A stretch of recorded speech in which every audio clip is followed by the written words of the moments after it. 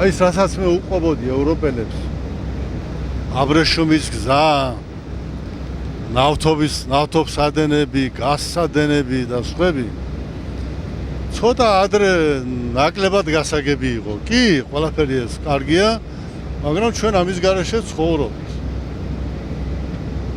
არის ჩრდილოეთ ზღვაში მარაგები, იქედან იღებენ გაზსაც, რუსეთი აძლევს გაზს და ამის გარეშე ცხოვრობთ, არ გვეჩქარება. მაგრამ მას შემდეგ, რაც დაიწყო 11 სექტემბრის ტრაგედია დატრიალდა, მას შემდეგ, რაც ამერიკელები გადასხდნენ უზბეკეთში, ავღანეთში, მერე ევროპელებმა დაიწყეს გაგება, რომ რაღაცა ხდება ისეთი სერიოზული.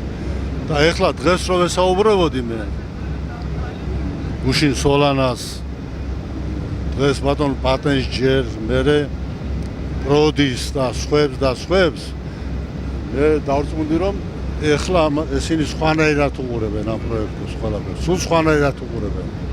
საქართველოს ადგილსაც სხვანაირად ხედავენ. იმიტომ რომ ცენტრალურ აზიას ვერ მიწვდები და ცენტრალურ აზიაში რა მოხდება, იქედან რას გამოატარებენ ნარკოტიკებს თუ საჭირო პროდუქციას. აი ამის გაცნობიერება დაიწყეს. ამიტომ საქართველოს მიმართ დამოკიდებულება სულ სხვა არის დღეს, ვინმე თქვათ 2 წლის წინ იყო.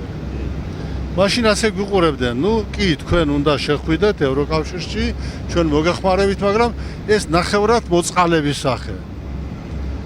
ეხლა უკვე საბოლოოდ დარწმუნდნენ, რომ ის რასაც მე 2 წლის წინ, 3 წლის წინ, 4 წლის წინ ვეუბნებოდი, დიდი აბრეშუმის გზა, ცენტრალური აზიის რესურსები, დიდი ნავთობსადენები, გაზსადენები, ეს საქართველოს გარეშე ევროპამდე ვერ მივა და ვერ მიაღწევს.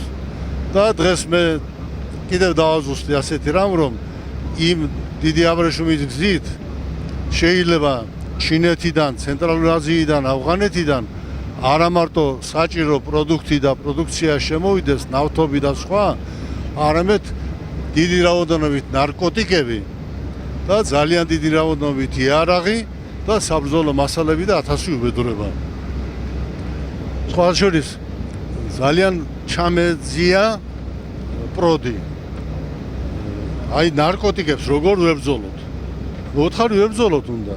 არა, აი დიდი მოსავალი იყო თუმცა ძალიან დიდი მოსავალი იყო ანაშების და 1000 უბედურების იმაში ავღანეთში და ამდენს გადავკეტავთ.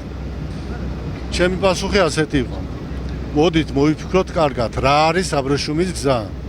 როგორ შეიძლება ამ გზაზე შეიქმნას ისეთი ბარიერები, რომელსაც ვერ გადალახავს, რომელსაც იოლად გადალახავს ის მანქანა, რომელსაც საჭირო პროდუქტი მიაქვს ევროპაში, მაგრამ თუ არის ხერხები და მეთოდები ნარკოტიკების გადაზიდვისათვის, ამისთვის მზად უნდა ვიყოთ. და საქართველოს უნდა იყოს ერთგვარი აი როგორ თქვა, ისეთი ქვეყანა, რომელიც ფილტრავს ამას ყველაფერს. მაგრამ თვითონ მარტო ვერ შეძლებს. მე ვთხარი, ახლა გაიგეთ თქვენ, რატომ მიიღეთ გადაწყვეტილება, რომ ამერიკელები შემოვიდნენ და ამერიკელებმა გაგვიწიონ დახმარება ანტიტერორისტული რაზმების მომზადებაში, ახალი არმიის შექმნაში, რომელიც არ დაუშვებს იმას, რომ ეს უზარმაზარი ტრასა გახდეს საშიში ევროპისთვის, ნარკოტიკების გავრცელების და იარაღის გავრცელების თვალსაზრისით. რა გეთანხმება? დამეთანხმება.